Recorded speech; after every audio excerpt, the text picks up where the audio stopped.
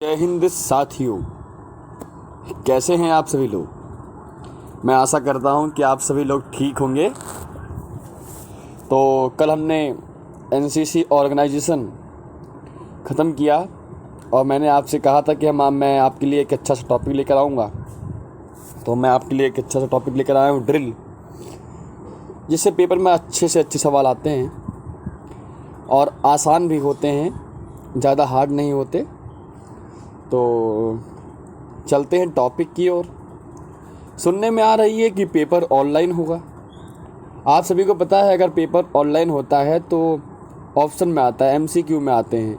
मतलब एक सवाल होता है, उसके 4 ऑप्शन होते हैं और उसको आपको टिक करना होता है कौन सा सवाल सही है।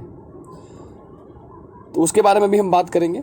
पहले हम टॉपिक की ओर चलते हैं। तो आज का हमारा टॉपिक है ड्रिल। तो टॉपिक पढ़ने से पहले आपको एक छोटा सा काम करना है। अगर आपने हमारे चैनल को सब्सक्राइब नहीं किया है तो कर लीजिए, वीडियो को लाइक कर दीजिए और अपने दोस्तों को शेयर कर दीजिए, जिससे कि ये वीडियो ज़्यादा से ज़्यादा लोगों के पास पहुँचे और इस वीडियो का सभी फ़ायदा उठा पाएँ।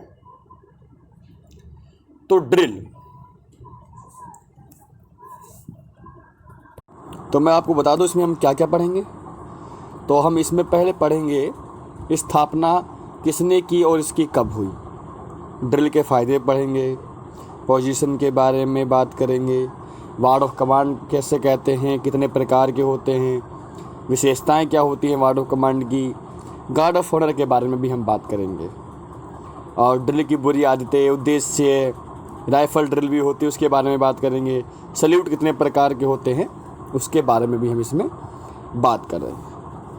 तो सबसे पहले ड्रिल किसे कहते हैं। देखिए, आप नीचे मैंने लिख रखा है इसमें परिभाषा।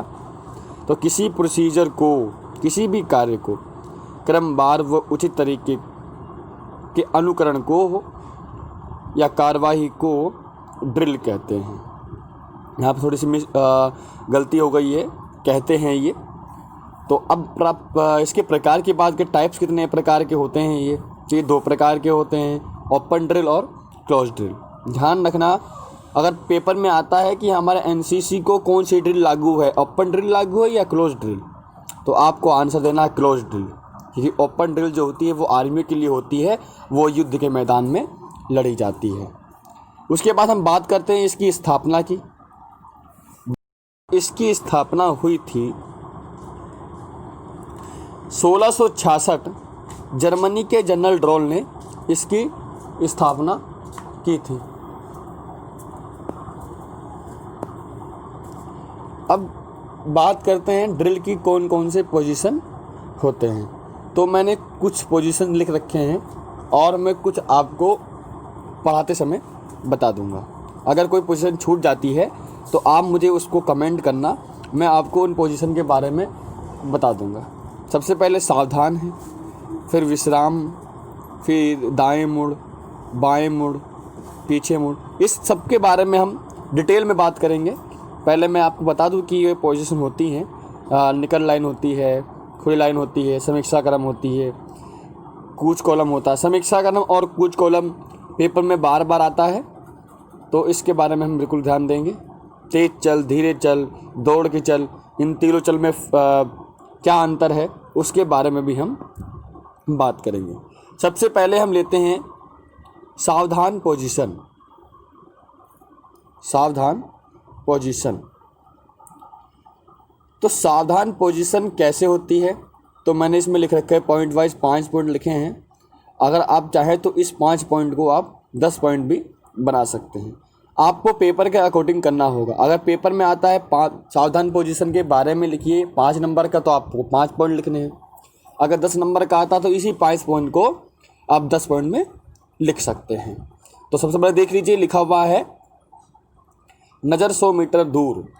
मैंने इसमें ऊपर से शुरू करा है, आपके सिर से शुरू करा है।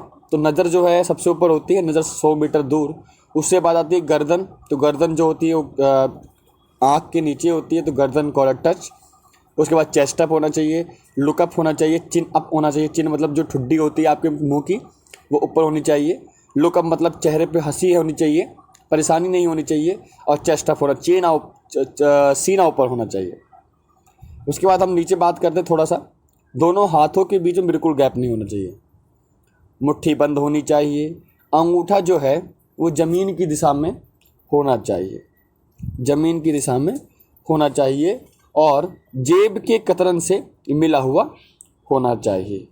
फिर हम बात करते हैं पैरों के बारे में, तो दोनों पैरों की एड़ियाँ मिली होनी चाहिए, दोनों पैरों की एड़ियाँ मिली होनी चाहिए, और पंजों के बीच में, और पंजों के बीच में, और पंजों के बीच में 6 इंच या 30 डिग्री का कोण बना होना चाहिए। दोबारा सुन लीजिए, मैं एक बार फिर दोहरा देता हूँ कि नज़र 100 मीटर दूर, गर्दन collar touch, chest up, look up, chin up, दोनों हाथों के बीच में गैप नहीं होना चाहिए, हाथों की मुट्ठी बंद, अंगूठा ज़मीन की दिशा की तरफ होना चाहिए, मुट्ठी जेब की कतरन से मिली होनी चाहिए, दोनों पैरों की एड़ियाँ मिली होनी चाहिए, और पंजों के बीच में 6 इंच या 30 डिग्री का कोण होना चाहिए। 6 अंश कहते हैं या डिग्री कह लीजिए, जैसे कि आपकी मर्जी है। आप इमेज में देख सकते हैं जैसे कि इसने अंगूठा जो है ज़मीन की दिशा में कर रखा है, और यहाँ पर जेब की कतरन से इसने मिला रखा है। आप यहाँ पैर भी देख सकते हैं, पैर भी इसने एड़ी मिला रखी है, और पंजों के बीच में 6 इंच या 30 डिग्री का कोण बना रखा है। थोड़ा गला ख़राब है आज मेरा, इससे थोड़ी सी दिक्कत हो रही है, लेकिन मैं आशा करता हूँ अच्छी आवाज़ आ रही होगी आपके पास। तो फिर इसकी नोट की बात, इस पोजीशन में आपको कोई भी हरकत नहीं करनी है जब तक आपको दूसरी कमांड नहीं मिलती, जब तक आपको ऐसे ही खड़े रहना है। आर्मी की सबसे बड़ी सज़ा यही है। आप इस बात में ध्यान रखना, अगर पेपर में आता है कि आर्मी की सबसे बड़ी सज़ा कौन सी है, पोजीशन कौन सा है, तो आप बताना है सावधान पोजीशन। उसके बाद हम बात करते हैं अपने नेक्स्ट अगले पोजीशन के बारे में। तो पोजीशन है विश्राम पोजीशन। पेपर में बार बार आता है कि विश्राम पोजीशन की कैसे होता है, उसके मतलब किस प्रकार किया जाता है, उसके भाग को लिखें।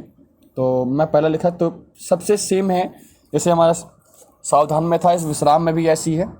नज़र 100 मीटर दूर, गर्दन collar touch, chest up, chin up, look up. बस यहाँ पे आखिरी के 2 पॉइंट थोड़े से चेंज हो जाते हैं। दोनों हाथ पीछे बंधे हुए हो जाते हैं, और बाएं हाथ के ऊपर दाहिना हाथ आ जाता है। आप फोटो में नीचे देख सकते हैं। दोनों पैरों के बीच एड़ी से एड़ी 12 इंच, और पंजों से पंजों के बीच में 18 इंच का फासला होना चाहिए। आप इमेज नंबर 1 में देख सकते हैं। तो मैं दोबारा देता हूँ एक बार। नज़र 100 मीटर दूर, गर्दन collar touch, chest up, chin up, look up. और चेस्ट अप मतलब होता है सीना ऊपर, चिन अप मतलब जो ठुड्डी होती है आपकी उसको ऊपर रखना है, और लुक अप मतलब आपके चेहरे पे हंसी रखनी है, किसी चीज़ की परेशान नहीं रहना है। तो दोनों हाथ पीछे बंधे हुए होने चाहिए, बाएं हाथ के ऊपर दाहिना हाथ होना चाहिए, और एकदम टाइट खींच के रखना चाहिए, एकदम दिखना चाहिए कि हमने चेस्ट अप कर रखा है। दोनों पैरों के बीच एड़ी से एड़ी 12 इंच का फासला होना चाहिए, और पंजों से बीच में 18 इंच का फासला होना चाहिए। इसमें नोट देख लीजिए आप, इस पोजीशन में आप कोई भी हरकत नहीं कर सकती। जब आपका कमांडर आराम से बोलता है तो आप थोड़ा सा हिल सकते हैं, लेकिन अपनी जगह से नहीं हट सकते। तो हम आज की क्लास यहीं पे ख़त्म करते हैं। कल हम आपके लिए लेकर आएंगे एक अच्छी सी इसके आगे की जो पोजीशन है, वह दाहिने मुड़, बाएं मुड़, पीछे मुड़, और भी बहुत सारी हैं। तो हम आज की वीडियो यहीं ख़त्म करते हैं। अगर आपको डिजिटल वीडियो अच्छी लग रही हो तो आप हमारे चैनल को सब्सक्राइब नहीं किया हो तो कर लेना, और लाइक कर देना वीडियो को, और अपने दोस्तों को शेयर कर देना, जिससे कि हमारा मनोबल बढ़े और हम आपको अच्छी से अच्छी वीडियो दे सके। हाँ, एक बात और है, अगर आपको PDF चाहिए तो आप इसको जल्दी से जल्दी सब्सक्राइब बढ़ाइए हमारे, तो हम आपको PDF देने की भी तैयारी करेंगे। जय हिंद, जय भारत।